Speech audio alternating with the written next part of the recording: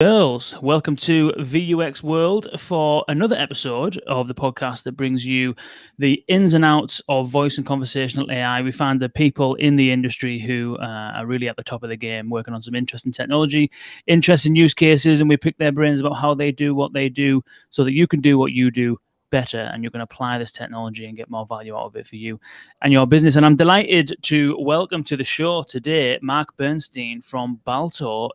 Marc, welcome to VUX World. Kane, thank you so much for having me.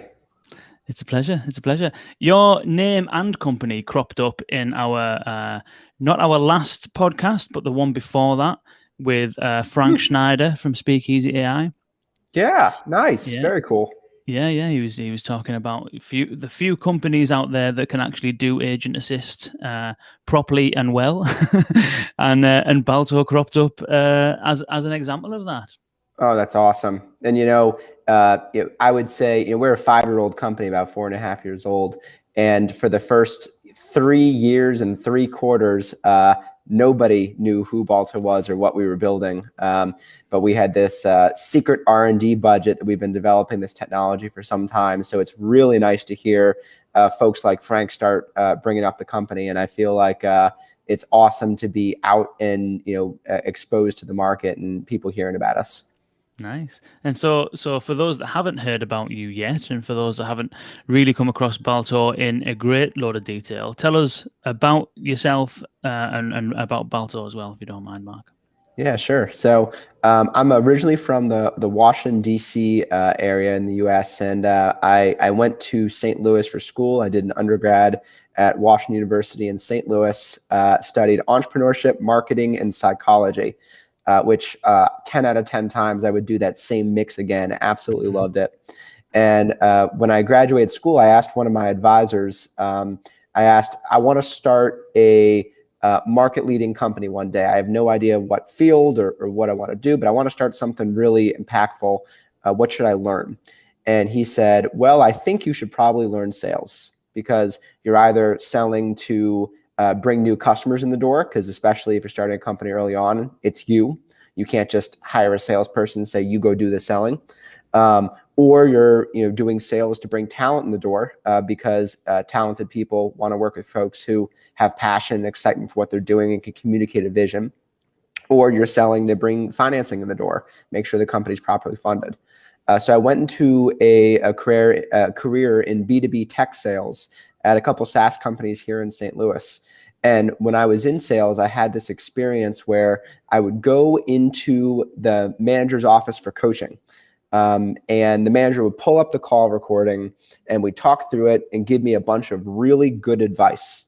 All the sort of stuff that you're used to hearing. Don't talk too much. Ask good questions.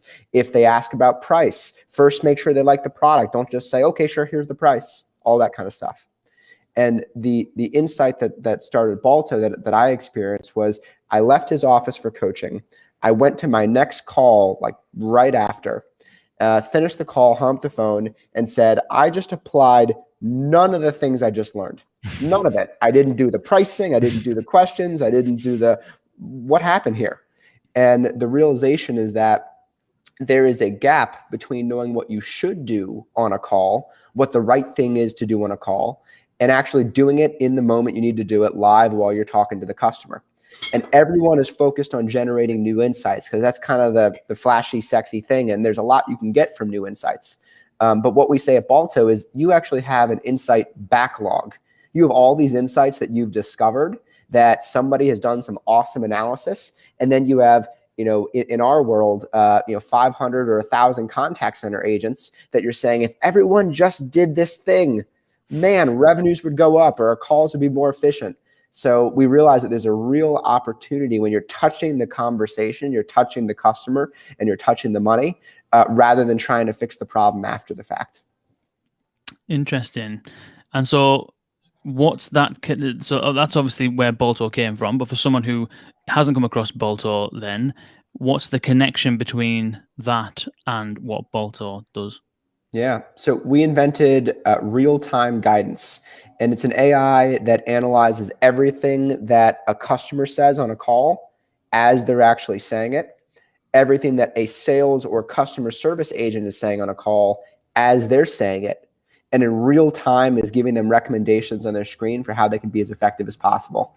So we call it real-time guidance. The industry has definitely added on a whole bunch of names. You hear, real-time agent assist. I've heard real-time conversation intelligence, but we call it, real-time guidance, helping the sales or customer service person in the moment that they need help on every single call.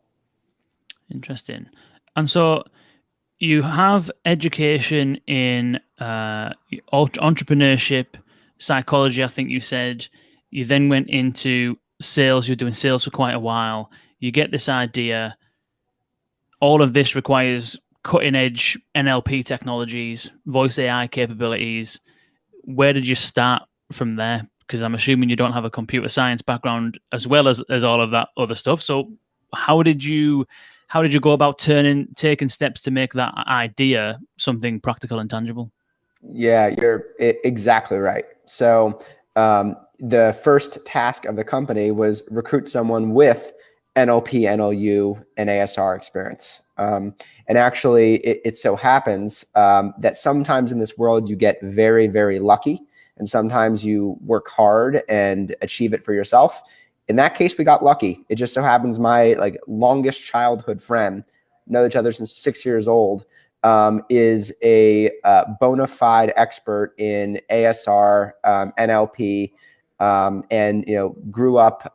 His dad was an audio engineer, so he grew up around all these different speech recognition devices and different recording and audio routing technologies, and then ended up going into the workforce doing engineering, and he did AI projects with DARPA, which is the essentially big advanced defense agency here in the US that does these big experimental projects. So he did a bunch of projects as a contractor with DARPA, and was looking for something he could do full time. So he is the NLP ASR expert, and has continued to recruit people who are better than him. So we just brought on 2 new folks on NLP last week, and we have an advisor from University of Georgia for the ASR side. They have a phenomenal speech program. So we've been able to recruit some awesome talent out of University of Georgia and awesome talent out of Johns Hopkins. But I'm certainly not the brains on the NLP, NLU, ASR side of Balto. Interesting. So you've been working under the radar, as you said, for a number of years, trying to get presumably the technology as well as this concept of what the business is, and trying to find out how that product itself is going to come about and go to market and all that kind of stuff. But you do have, if you rewind 5 years ago, a massive problem to solve because I don't know what's going on. I must have pressed the space bar there. A massive problem to solve because you're not dealing with just simply recognizing a straightforward intent, as most of the larger companies 5 years ago. I mean, they had gotten pretty good at it. Alexa was already out there, Siri was already out there, Google Now was in existence, and so they all have technologies that are fairly sophisticated, but they are all pretty much just trying to grab hold of a sentence, turn that speech into text, just take that one sentence and try and derive an intent from it largely. So you've got a pretty big task on your hand if you rewind 5 years ago. And I appreciate you're saying that your kind of expertise isn't in the NLU kind of side of things, but I wonder if you can just walk us through to give people a bit of context about why you were under the radar for so much, and talk a little bit about some of the challenges that you had to overcome and some of the things that you faced during that kind of process of trying to get this agent assist or real-time guidance thing off the ground. Absolutely. And Kane, I think that we're both seeing a similar observation, which is that, when real-time guidance was first coming about in the market and it was invented, it is really hard to get a good ROI from real-time guidance unless that is what you do and you've done it many times. And the simple reason is that there is a technology side There is the speech to text, which needs to be accurate and across many different industries or verticals, unless you're saying particularly focused on one vertical. And companies that would do that would find that their market would be shrunk enough that they can't recruit top talent and can't grow as fast as they might like, and can't attract potential acquirers or be at a scale of being an IPO scale company. So you can't really stay focused on one vertical. So you need an ASR model that's applicable across verticals, different industry lingos. You need to be able to make that model better and better over time, where customers can add custom words to your dictionary. So, if your company name is Zingly.io, you need to make sure that the speech recognition can recognize Zingly.io every time. So there's a speech challenge there. And of course, you're also doing it with near zero latency. And also having to think about the processing power. Do you do it locally on the machine? What happens if you're working with folks in, sometimes like developing countries and offshore and nearshore environments who often have machines that are a little bit less powered? So what are you going to do there? Or do you do it in the cloud? It seems like everything's happening in the cloud. So those are the sort of decisions you have to make on the ASR side. Then you have to do the intent recognition on the NLP, NLU side and say, out of the string of text, what exactly is happening, and be able to apply a second layer of accurate understanding. First being the transcript, the second being what the transcript means. So it's essentially two different points where you can hit a false positive or a false negative. And then once you find that intent, you got to make a recommendation to the user. And I think that one of the mistakes that folks in the agent assist space said, which Balto calls the real-time guidance space, is they said, we made the recommendation to the user, we're done, we did it. But what they forgot is, wait a minute, when you make the recommendation to the user, they need to take it. The user needs to have a recommendation that they go, oh, that helps me right now in the moment of my call. And they need to use it. And when they use it, it needs to work. So, the tech side, that first side, is just one piece of it. The user experience side of how do you deploy this at scale to help a company get a real return on their investment, that's the second piece of it.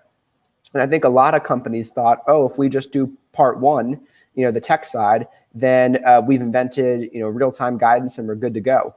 And, what we had to do, and it probably took us 2.5 years until we had it click, and then another year until it was it clicked and scalable. So I'd say 3.5 years of figuring out not just what do you need to do to technologically deliver a recommendation to a user in real time with under 100 millisecond latency on the audio stream processing and under 2-second latency on the full end-to-end process.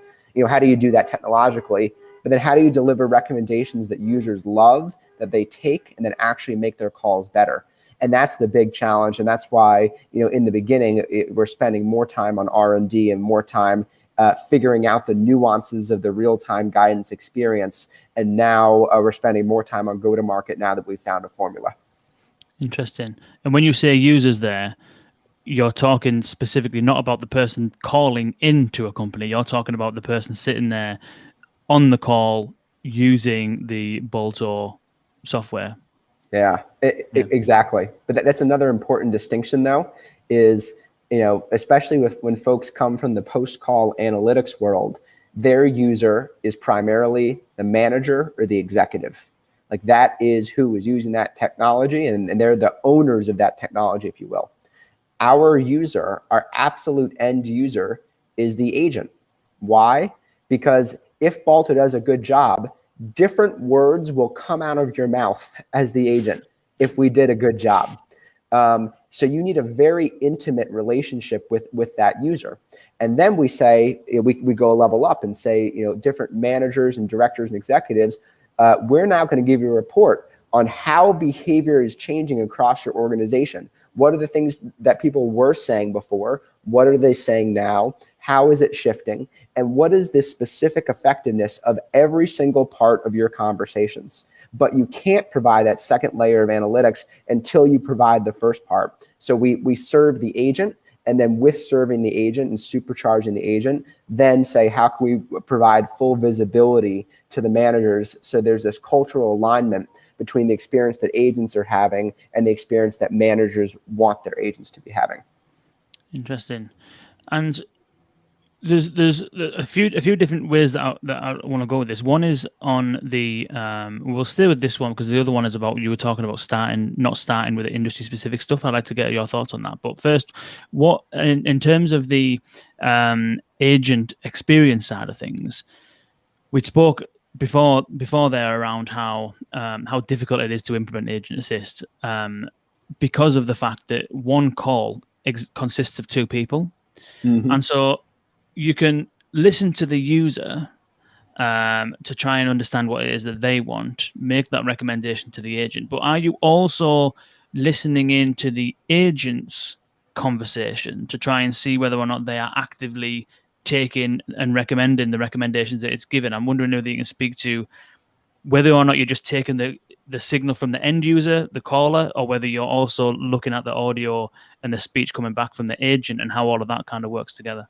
Yeah, both sides, and it's absolutely critical we do that, because then everything becomes an interplay. It's a coupling of events, and you have a coupling of events that then becomes a chain of events. So you can say, customer said this, agent responded this way. What percent of the time does that path, this customer request, this agent response, lead to a successful call outcome? And then, of course, you can chain it and say, okay, when the agent then says that response, how do customers typically respond? And you start to develop a tree diagram there. So, having both sides of the conversation being analyzed is absolutely crucial. And we actually give the agents the ability to vote on what recommendations they find most helpful and not. So, agents can vote thumbs up and thumbs down on any single recommendation that Balto gives them. So we're measuring, the agent's votes and to essentially determine how effective a recommendation is. We're measuring agent usage, what parts of the recommendation are they using and how often are they using it. And we're measuring the success rate. So when an agent uses any of these recommendations, what percent of the time does it lead to an ultimately successful call outcome? And we're saying what percent of the time does it lead to a successful call outcome versus if they didn't use any of the recommendations at all. So you can imagine a world where, a customer calls in and is frustrated.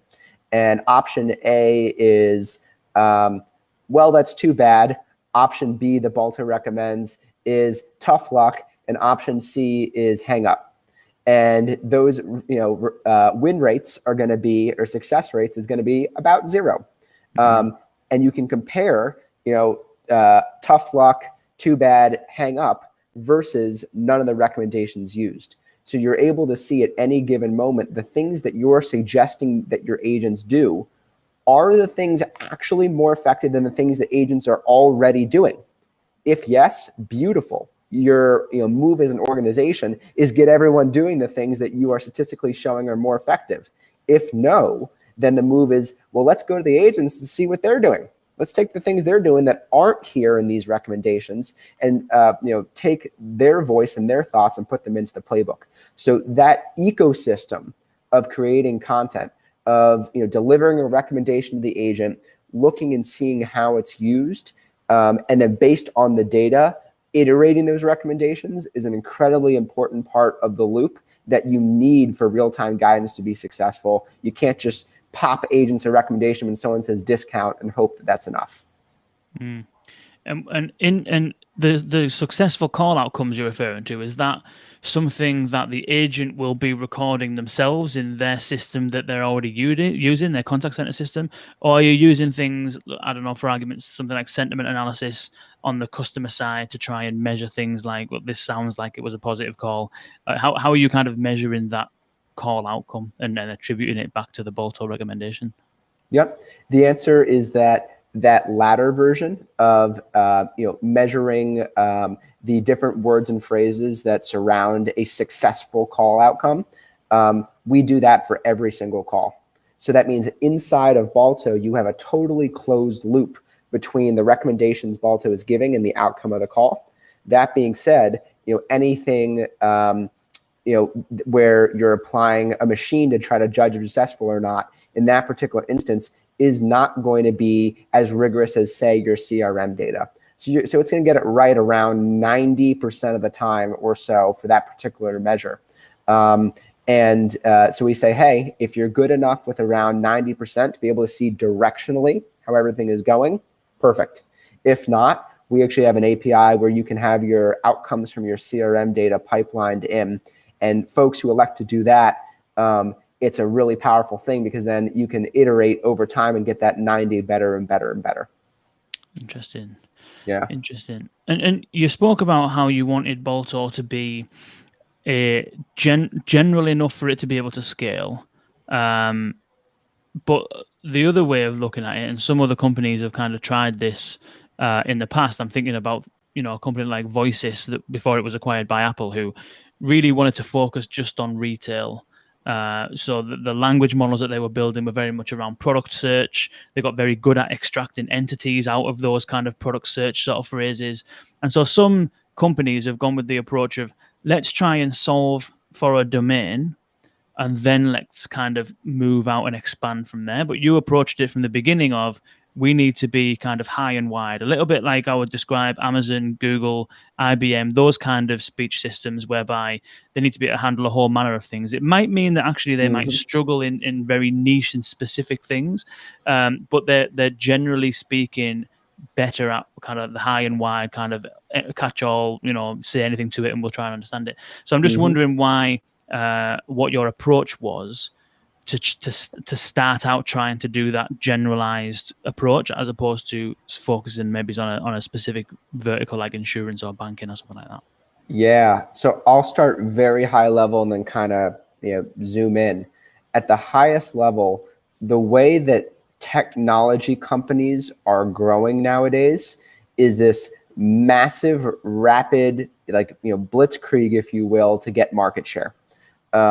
And the go-to-market that these companies are doing, just look at any of the recent financing rounds that we've been seeing in tech, are phenomenally aggressive. So if you stay vertical focused, you have to be comfortable that that's the only vertical you may ever have. For a lot of spaces, a lot of verticals, there's a big enough opportunity there that's worth it. So, even choosing retail, then the question is, how do you define retail? Do you define any of this direct-to-consumer online e-commerce as retail? You could say it's another generation of retail. Does it need to be brick and mortar? Hopefully not. Your business wouldn't be very well positioned to be a purely brick and mortar retail operation right now in 2021. So the way that big tech companies go to market is that they end up going very fast. So you need to be comfortable, if you stay on a specific vertical, that there's another company that might swoop in and provide an application that isn't as good in your vertical, where you're probably going to win the lion's share of the verticals of your vertical, but they might win everything else. And if they win everything else, then there's this gravitational pull where they've been winning 80% of the deals. And when people in your vertical ask their friends in other verticals, what are you using? That name will come up again and again and again. And slowly you can see your grip in that vertical start to falter. So that's just strategically what the landscape looks like. So I think that's true. But I also think that one of the really important things to be thinking about with the go-to-market in any sort of ASR or NLP technology is, the more you do concentrate in a vertical, the better it gets. It's a noticeable difference in your experience. So what we've tried to find is almost like the 80-20 rule. And how can we build up customer concentrations in specific verticals that we think are particularly promising, build up a concentration enough that we have a robust data set for our speech training, enough that we have a robust data set for our intent training, and then say, perfect, we now have these customers doing this many millions of calls. Let's continue to sell in that vertical, but also go tackle another one. So I think the idea of going vertical to vertical is right, but I might challenge tech companies that are taking that approach to move on to the next vertical a little bit faster than they might think, so long as you've built a groundswell in that first vertical. So that's what we've done. We started actually very specifically with home improvement. We have a big customer base in home improvement, and then we expanded just a little bit to debt collections of all places, because it's like a make or break interaction where if it goes well, you have a good soothing customer interaction and it's compliant and legal and you didn't do anything bad, if it doesn't go well, you're actually getting sued. Like what a crazy fork, in debt collections conversations. And then we said, debt collections, that's starting, high regulatory. The money is on the line. It's a make or break conversation. It's business to consumer. Seems like financial services and insurance would be a good place to branch off from there. So that's how we started approaching verticals. And then now, of course, we've mapped out over the next couple of years, what are the verticals we want to continue to push into? And one of the ones we were going to push into was hospitality and travel. I mean, that vertical now is booming or about to be booming. That vertical has the customer lifetime value is tremendous. You might spend tens of thousands of dollars as a loyal hospitality customer of a particular hotel chain or of an airline. Very meaningful. And then of course, right before COVID, those budgets got cut and they were focused on other things. But we're now starting to push into the travel and hospitality vertical as well. So that's kind of what I would say, and I'd recommend to folks is, do it vertical by vertical, build up a concentration, but move on slightly before you're comfortable, so long as you have a groundswell in that vertical. That's been broadly how we've been approaching it. Interesting. Yeah, I can see what you're saying. I can see you potentially. I mean, I know of a couple of companies. I won't name names, but I know of a few companies that are very much honing in on very specific verticals and providing, platforms for more the front end of the conversational AI side, automating the calls and chats with customers and stuff like that. And I can see what you're saying there in terms of, compare that to something like Google's approach with contact center AI and Amazon's approach potentially with Lex and stuff like that. And already, I mean, you could even say the same thing about your likes of on the contact center side, Amazon Connect. It's like enough verticals of kind of picking it up, and all of a sudden there's this kind of like huge buzz around it, and now everyone's just kind of drifting towards that. But it's interesting. So we've got Tian Hawkins is agreeing with you wholeheartedly there, and also asks the question: are you using any multilingual conversational AI data? So, Balto, are you focusing specifically on the English language, a group of languages? How are you approaching the multilingual side of contact centers? Yeah, Tian, thanks for the question. So the answer is right now it is only English. I know we need to be multilingual. We're actually pushing for it. It's on the roadmap and coming very soon. We took the first step, like a pinky toe in the water, and we created what we call Spanish bifurcation, which is essentially recognizing if a call is in English or in Spanish. And if it's in Spanish, filtering it into a different data set, so it's not trying to transcribe a Spanish call in English. So we've built that as our first step. And our ASR is totally in-house. We started with open source libraries and have customized it for years, and now it's an in-house model. So the question is, when we add on Spanish and then French and then German and then Portuguese and then Arabic and then all the other languages that we're going to add on as we go global, do we continue to do all of that in-house, or do we partner with somebody like Nuance? And I think that there's compelling reasons on both sides of that, but that's one of the reasons you do partner with folks like Nuance, is that the ability to deploy 10 languages at the speed that it took you to develop one is a lot more feasible with a partner like them. So we're going to be looking at those sort of options, but right now it is totally in English. Or Microsoft, as Nuance either now is or will very soon be. But yeah, understand. So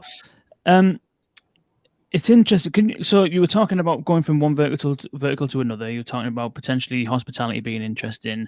I'm wondering if we can have a look at some of the verticals that you think are kind of ripe for this stuff. Likely you've got a bunch of customers in some of those verticals, and then also maybe give us a bit of a flavor for like a practical example of it in situ, like an example of a because I know that you've got some pretty good demos. You've showed me a very good demo. I wonder whether we can bring some of that sort of stuff to life as well. So firstly, what kind of verticals are utilizing this technology? And then can you give us a flavor for the specific kind of a role-played call, for argument's sake, to demonstrate how Balto kind of features in that mix? Yep. I love that question because I think it's all kind of one of the same. I'll start high level again.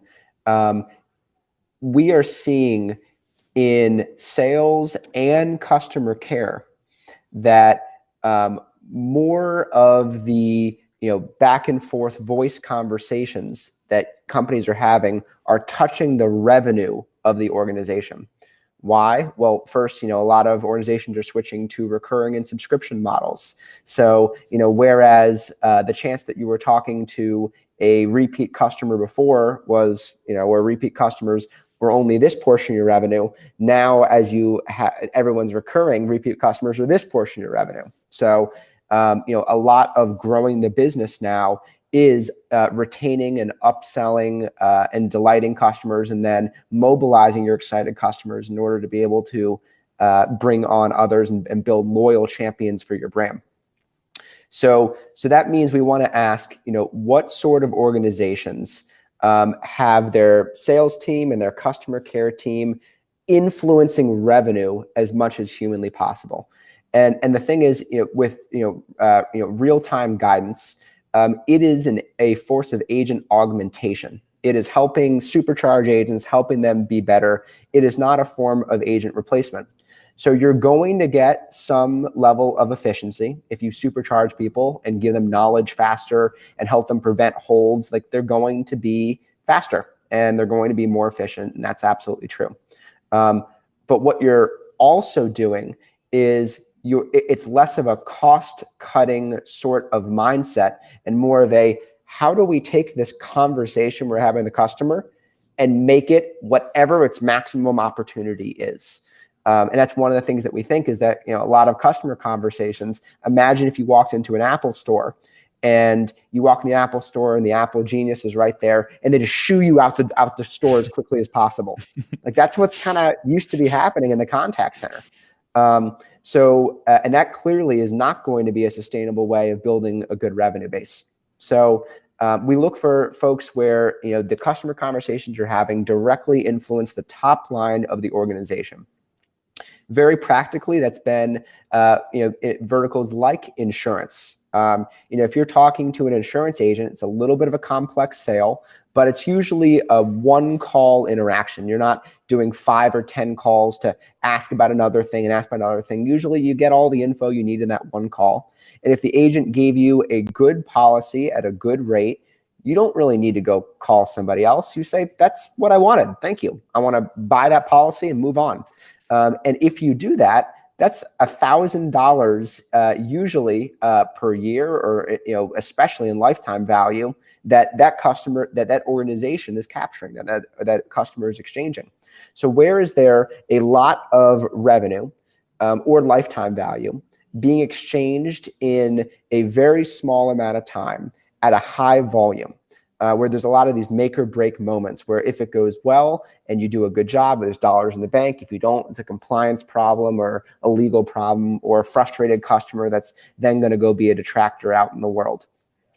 So insurance is a great example of that. Financial services is a great example of that, especially with the compliance disclosures that must be given and that can't be given, and also the fact that it's much more of a consultative relationship. So you want that person to be giving you advice, and the quality of their advice dictates how you feel about your experience. So we think financial services is a great vertical. We built up an awesome customer base there. And then what we call direct to consumer retail. Picture anything that you buy online that is $1,000 or more, and that could be a subscription for your family. It could be a Peloton. I would love to win Peloton as a customer. It's like a $2,000 bike that also has a subscription recurring software component to it.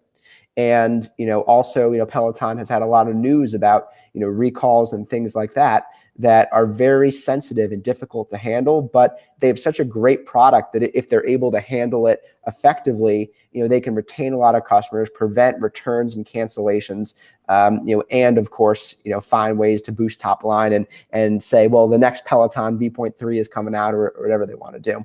So you can picture a lot of folks like that have those sort of arrangements. And the last thing I'll say on direct-to-consumer retail and our verticals broadly is that more and more of the things that we're purchasing, we're now able to finance. Like, finance has gotten very creative. So think about when you go on Amazon and it says, you're buying,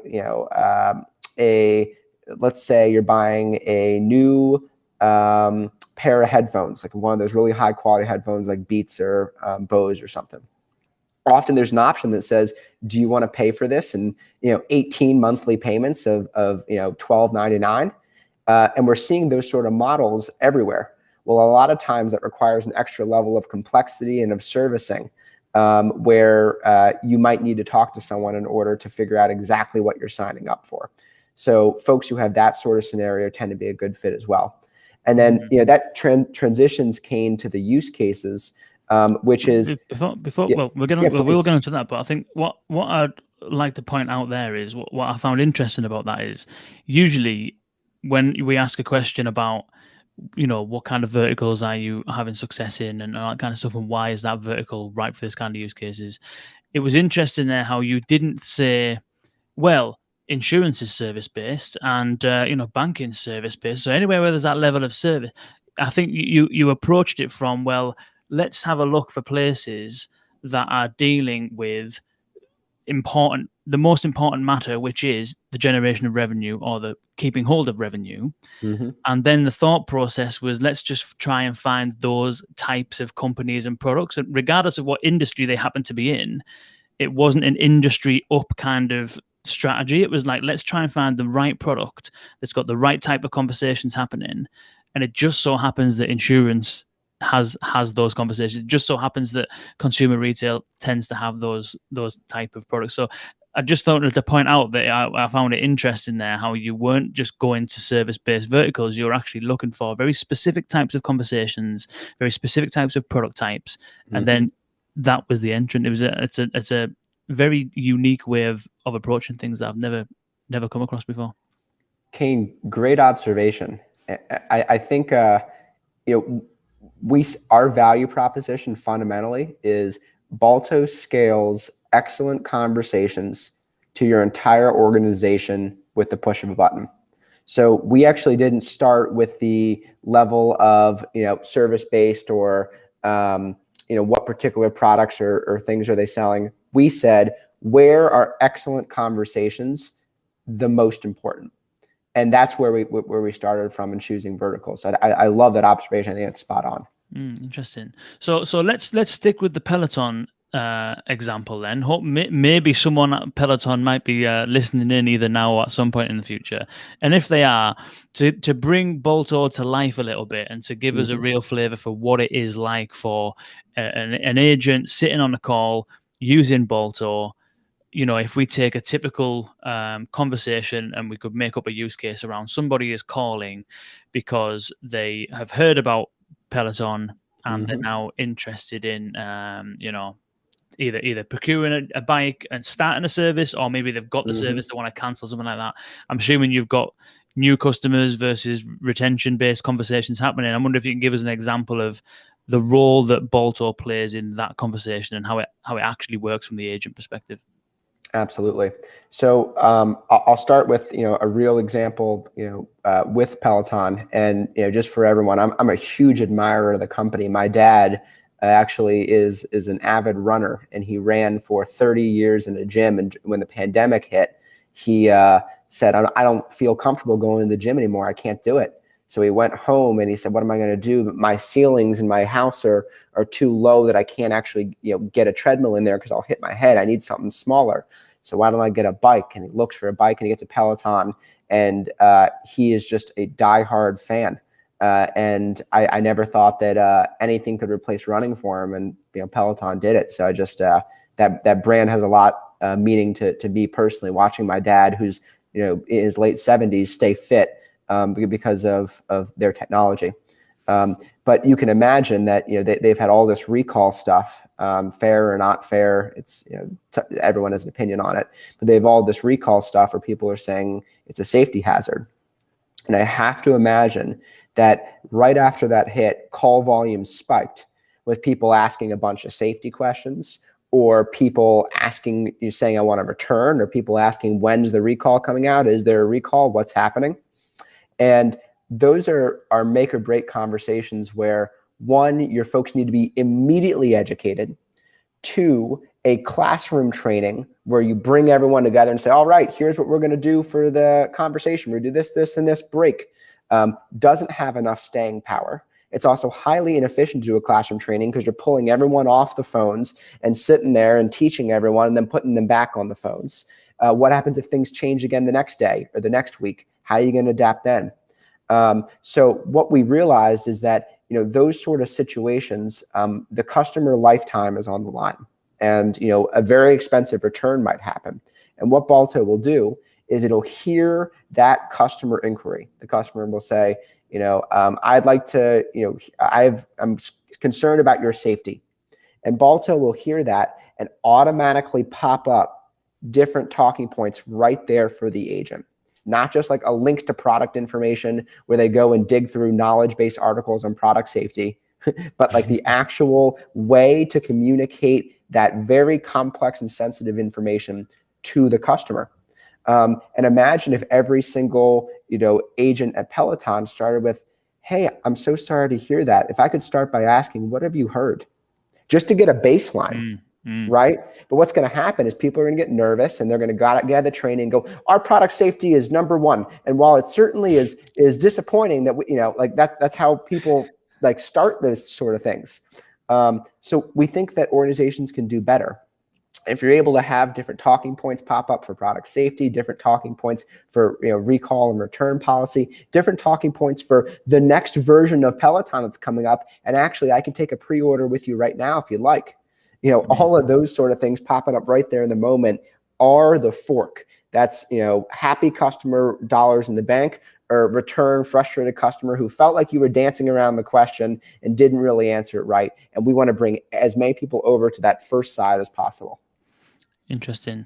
Now, one of the challenges of a conversation like that, because I've made a few of them today, by the way, and this kind of is demonstrating of how calls actually go. So we're moving. We've already moved, sold our house, moved 300 mile up north. Hadn't quite decided where we're going to live yet. Like the look of Harrogate. Found a house to rent in Harrogate. We don't want to buy because we don't know where we want to be. Rented the house.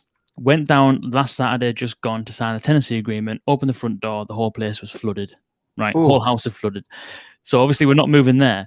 But in the meantime, I'd booked a removal van and 2 hotels for my dad, me and my dad, driving down and all that kind of stuff to take our stuff out of storage in Kent. So my phone call today to the removal place, we've managed to find another house to rent, which we're moving in on Saturday, but I'd already cancelled the van, right? Are you all still with me? I had a van booked, I cancelled it, and the day after, I wanted to rebook it again. So my phone call began like this. They answered the phone, said, hello, van hire, whatever it was. And I said, right, I had a booking on Friday, and I ended up cancelling it and then I went through this big story and said, I had a place to rent, it's now not happening. Now we found another place to rent, so I just want to reinstate the booking for Friday. Now, that's probably going to be me talking for 30 seconds. And if I was just to say something to, I don't know, Alexa or Google Assistant, or call an automated agent on a contact center and I ramble for 30 seconds, it's going to say, I'm sorry, I didn't quite get that. Mm-hmm. So how is it that Balto is able to follow long-winded conversations like that there's an intent in there somewhere, but finding out what it is increasingly challenging? Are you using intents? How are you approaching that side of things? Absolutely. So there's really 2 pieces to it. The first is, how are we picking up what is happening effectively, especially in a complex scenario? And then the second piece is, how do we pair that with effective recommendations right there for the user that aren't like generic recommendations that wouldn't do you any good in that particular scenario? So the first part of how we're picking it up, Balto will actually stack recommendations. So it'll make a first recommendation, and as you go on, it'll continue to listen and then put another one on top of it and say, oh, it seems like this is actually the thing that might be most relevant right now. Do you want to go into that?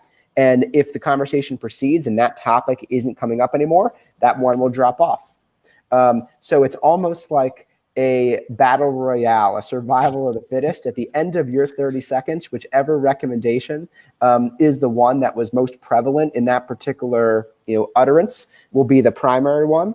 And then whichever one is the second best guess will be the secondary one. Primary one is right there for the user. They don't need to click anything. They can just go right into it. And the other one, the user can click and select and say, I recognize that this was a cancellation at the start, but now it's really a rebooking. So I'm going to click rebooking, and there's my talking points right there. So I think that's a big rule of real-time guidance. It's a very important rule. Is you need to find areas where the person can help the machine too. Like the machine is helping the person, but the person is helping the machine. It's a symbiotic relationship. And you define areas where the person can be a human in the loop and guide the AI and say, actually, that's the best option, or that's the right idea. And then of course, if you're soliciting that feedback from your users, then you're able to make your models better and better over time. So that's how we do the recognition side. And then how on the side of providing content, it's the same philosophy of give your users autonomy and give your users options. If you just put up one blank paragraph that's like, I certainly understand how you feel and would be happy to help you rebook, like, you're gonna miss it. You kind of need to give them options and say, hey, here's a few different things we picked up on this call. Choose whichever options you feel like are relevant in this minute. And that's one of the things that we realized, early on, is you can't just pop a paragraph up. If you just pop a paragraph up, in most of the time, it's going to be slightly off. But if you break the paragraph into a handful of key concepts, and each concept essentially takes the user in a direction on the call, then the user is able to make a choice and say, that's the most relevant thing for this conversation. I'm going to use that option and proceed in that direction. So we got to do those two things and make sure that we're giving the user the ability to train the AI, not just the other way around. Interesting. Well, I'd like to get into that as well in a bit. It sounds as though two things from what you explained. One, it sounds as though the NLU component is just working in real time. So you're not waiting for the utterance to finish and then processing, as the vast majority of systems do. Correct. And then the second thing around them hints and recommendations and the demos that I've seen, they're actually quite clever in the way that they leave things open to the call handler to put things in their own words. So correct me if I'm wrong, but from what I've seen, there's things like, ask them if they made last month's payment or something like that. Like it doesn't actually say, hey, sir, did you make last month's payment okay? Or are you experiencing financial? It just has its little bullet points that you can just scan and think, okay, I need to ask. And then the agent can then just put things in their own words. Is that am I understanding that right? Very close.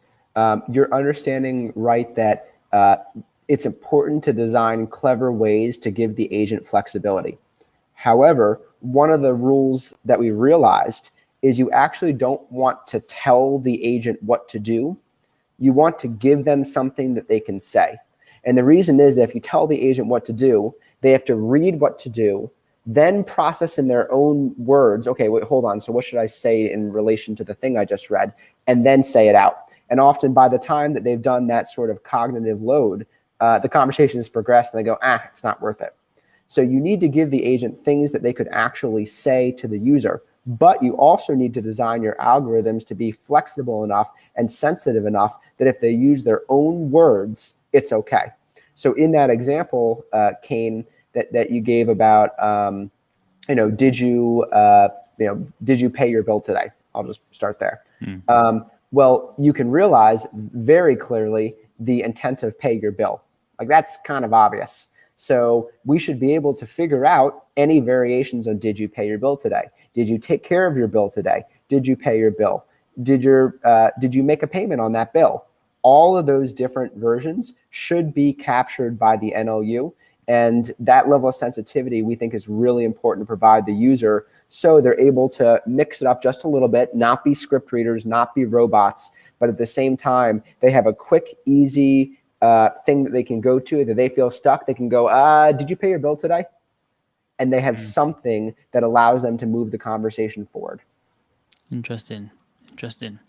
And You've hinted at some of the kind of human in the loop, human and AI working together sort of concept, which is obviously key for agent assist because there's nobody else there.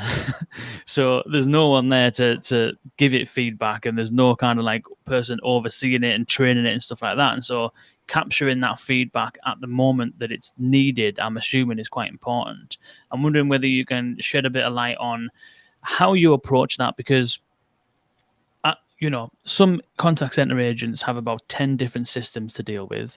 They've got notes to make and wrap up codes to put in, and all of these different things to do. Training an AI at the same time as doing all of the other stuff that they have to do. I can imagine from an agent perspective, it's like, oh, well, I've got another system that I need to do something with. And so, and then you can imagine that some systems, for example, would actually, not that they would publish it, but they allow agents to type in, for example, what should have been a correct answer, for argument's sake. And now that won't necessarily be fed back into it and made live. It might go to someone to have a look through and vet or whatever. But point being, the agent needs to type in something, think about things and stuff like that. Other things might have more of a click kind of approach, yes or no. I'm just wondering whether, in general, how you approach this whole, call center agent helping and training the AI agent, and any of your learnings around how to make that effective. Yeah. If we need to ask the agent to interact with us, we've lost. If we say the only way for this to be a good experience for you is you to, at the end of your call, click whether this was good or not. Like, if that's our only mechanism for making the AI better and informing the user experience, we've lost. So we don't rely on that. That being said, we also are never afraid to ask, because there's always some portion of users who like to do that, who like to feel like they're contributing and building a broader ecosystem and a broader community. And I can give you an example. We've processed or analyzed around 75 million calls in real time, and about 1 million of them have some form of helpful or not helpful vote on the call. So very small percentage, right? 1 million out of 75 million, 1 out of 75. But now we have 1 million helpful, not helpful calls graded by users in the moment.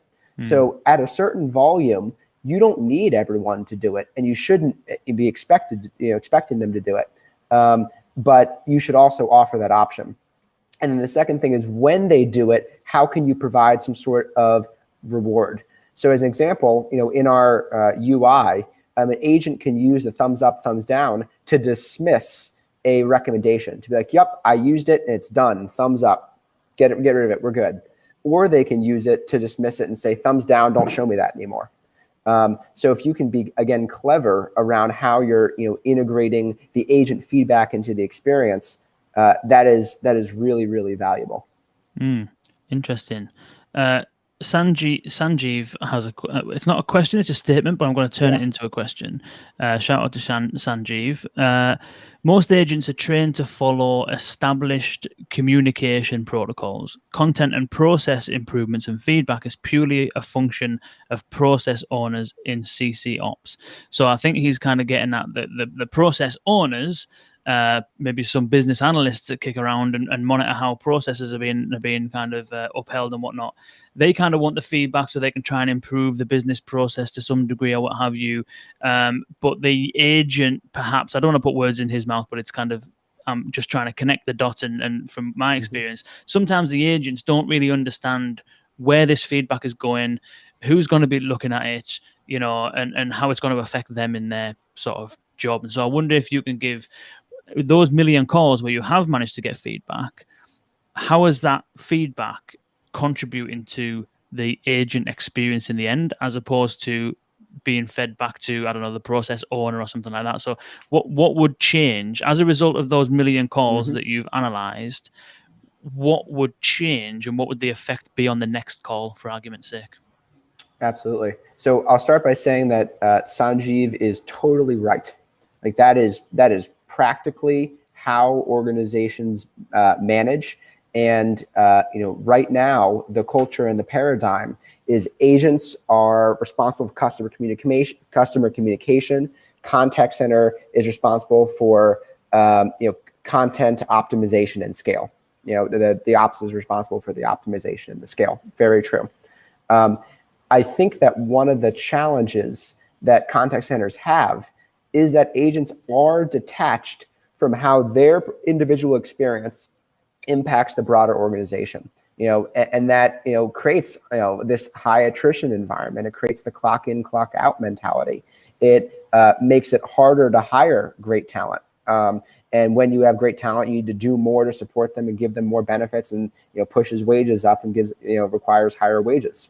So the question then is, how can we make contact center agents feel the impact of their work beyond the individual customer interaction, which is hugely valuable and essentially at the end of the day, what they're there to do. And the answer that we have is, imagine that you have 1,000 agents in your organization. And take your top 5%, your best 5% of agents. Well, that's 50 people in your organization. What are those 50 people doing and saying that you as the contact center leader have never thought of or heard of before? Tons of stuff. Like, there are tons of things that they're doing and saying and how they interact with customers. And remember that they receive this very unique form of training, which is they give a form of communication and get an immediate customer response. Give a form of communication, very immediate response. The original AI is human intuition. So they're essentially forming their own algorithms for what's working and what's not. So the question then is, how do you have agents contribute to the broader ecosystem? And we say, let's take those top 50 agents and find when they are not using any of the recommendations. Let's find when everything that Balto recommends, they say, pass, I'm not using that. And let's find out of those times which calls had a successful outcome. So now you have a pool where they didn't use any of your established processes or practices, and there was a successful outcome. Can AI, can NLP look at that call and say, here's the transcript of what was actually said. We're going to serve that back to you as the organization so you can scale it out. And by the way, that's where you absolutely need a human in the loop, because if you just take something that a contact agent said once and scale it across the org, it might have been, you better buy this or I'm going to break your knees, and you don't want to scale that to 1,000 other people. But we can pull the agents into that experience and have them part of the brain power of the overall organization. I think that's a really important cultural trend. Interesting. We've got a question from Mike Barnes about the future, but before we get to that, Yeah. I'm wondering if you can shed a bit of light on what it takes to get Balto set up, because anyone who's designed even a basic voice bot or conversational agent of some description knows how challenging it can be to design that conversation and to perfect it, and to, not that it will be perfected, but to make it highly successful enough, let alone scaling that to lots of other conversations and rolling out, a fully capable assistant of any kind is a huge undertaking. With this, although you're not designing the interactions backwards and forwards, you're still needing to have a full appreciation and understanding of what a customer's likely to be calling about. And then when you can find out what they're likely to be calling about, you then need to understand a little bit about, or a lot about, what's the best way of helping that customer at that particular moment. So for those who haven't got any kind of agent assist, but can see the value on it based on this conversation and other places that they might have come across information from, I'm wondering if you can just explain a little bit about your process for working with an organization. What can they expect and what's involved in actually getting this kind of stuff set up? Absolutely. So to start, if we have an existing integration with your telephony, if we've done your CCaaS or UCaaS integration, and we've built over 45 different integrations with all the big players, our average implementation time is 16 days. And in the speech world, it's like, what? That's incredible. And then, of course, in the plug and play world, people go, why is it not ready out of the box? TurboTax is ready out of the box. So pick your poison. And the way that we're able to do that is we have created AI for the every person. A totally non-technical user doesn't need to know any coding, IT, syntax. They can go in and configure it on their own, which leaves that second part of the equation, Kane. How do you make sure that they're good, useful recommendations that are contextually relevant? So two things there. One is we provide great customer success. And a lot of folks, I think if you check us out online or talk to people who are Balto customers, they'll say, poof, that customer success team did not leave me out to dry. They're really going to help me set this thing up right. And then the second is we provide guide rails in the application that'll say, warning, warning, you just created a checklist of things you want your agents to do. None of these items in the checklist are a question. I think we know how that conversation is going to go. So we recommend you put one question in your checklist. Or, oh, hey, you misspelled something here. And the transcription is not going to be able to pick up that word. So those are the sort of things we do to provide these guide rails to make it easy. And then the last thing I'll say is, one of the things that we ask is if you're trying to upload or replicate your best agents, you probably should talk to the best agents. So actually today, just a couple hours ago, I did a focus group with one of our customers that's going to be implementing on Friday. And I met with 3 of their top agents and said, what are the top 3 make or break scenarios you encounter on your call? And they said this, this, and this. And I said, one of the things you mentioned was pricing. Great. When pricing comes up, how do you address it? And as they're talking, I'm just typing right there into the playbook builder what they're saying. And I hit a button, publish, and I say, perfect.